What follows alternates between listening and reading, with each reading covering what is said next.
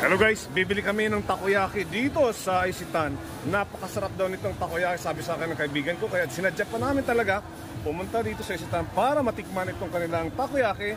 Takoyaki special, ang Tiki Takoyaki.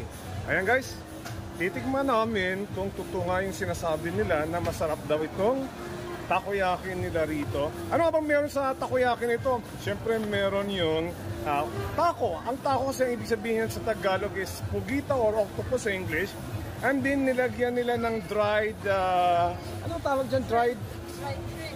Dried small shrimps. Yung parang baby shrimps pa siya.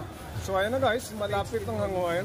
At saka may kasamang vegetables na cabbage or repolyo. And then meron sila kung anong gusto mong preferred mong sauce. Meron silang sweet. Spicy. Mayroon spicy at saka yung classic. Tatlo yan.